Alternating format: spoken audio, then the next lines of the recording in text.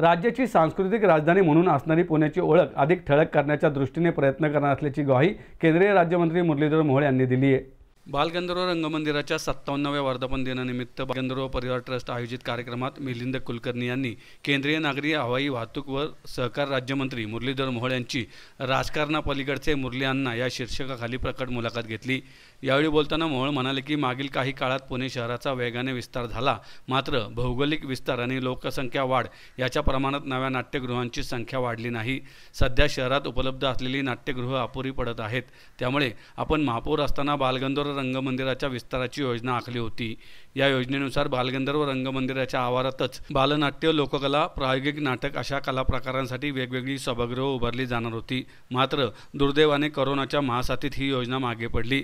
मात्र याच धर्तीवर बालगंधर्वप्रमाणेच इतर ठिकाणी जिथे शक्य आहे तिथे नाट्यगृहांचा विस्तार आणि उपनगरांमध्ये नव्या नाट्यगृहांची उभारणी यासाठी आपण निश्चितपणे प्रयत्न करू, असं मोहोळ यांनी सांगितलं। या अनौपचारिक संवादाच्या निमित्ताने मुरली अण्णा यांनी गतकाळातला उजाळा दिला। त्यांचा जन्म आणि प्राथमिक शिक्षण मुळशी तालुक्यातील मुठा या गावी झाले।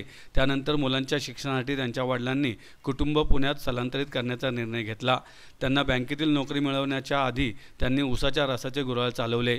विविध ठिकाणी रसाचे ग्लास पोहोचवण्याचे काम केल्याचे मुरली अण्णा मोहोळ यांनी सांगितले। आजही महत्त्वाचं वाटतं आमच्या खेळामध्ये पण बघा असं असतं की एक स्वाभाविकपणे मोठा पैलवान असेल तर छोटा पैलवान त्याच्या आजही कुठेही भेटला, कुस्ती सोडून किती वर्ष ते त्याच्या पाया पडतो। हे संस्कार आहेत तिथे, हे संस्कार आहेत। मला असं वाटतं की एक संस्कार शिकवले जातात, तुमचं खिलाडूवृत्ती तुमच्यामध्ये निर्माण होते।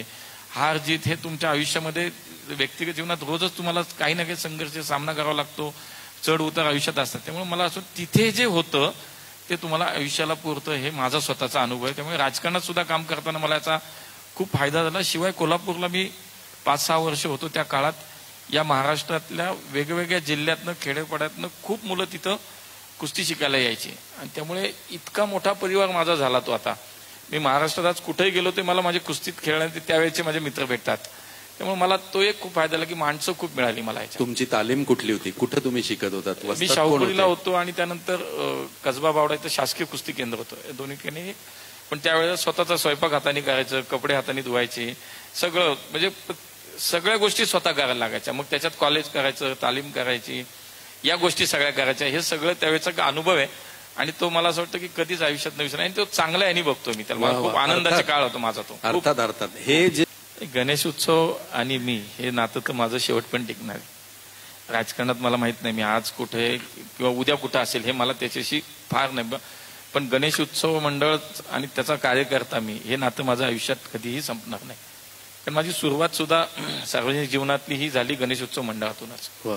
गणेश उत्सव मंडळाचा कार्यकर्ता, तिथून सुरू झालेला प्रवास खूप काही म्हणजे वर्गणीचं सोडावं, म्हणजे अगदी अहवाल बनवण्यापासून, मांडव टाकण्यापासून, आता सगळे कॉन्ट्रॅक्टरने आता पैसे देऊन कामं होतात, म्हणजे देखावा सुद्धा करण्यापासून सगळी कामं आम्ही कार्यकर्ता म्हणून सगळं केलेलं आहे।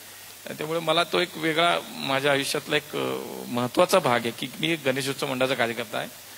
गणेश उत्सवाकडे आज जरी पाहण्याचा दृष्टिकोन समाजाचा काय मला माहिती, म्हणजे मधल्या काळात थोडासा बदलला होता, पण गणेश उत्सव मंडळाचा कार्यकर्ता हा समाजाचं हित पाहतो, समाजाचं भान ठेवतो, हे मी अनेक उदाहरणं देऊन सांगू शकतो। बरोबर।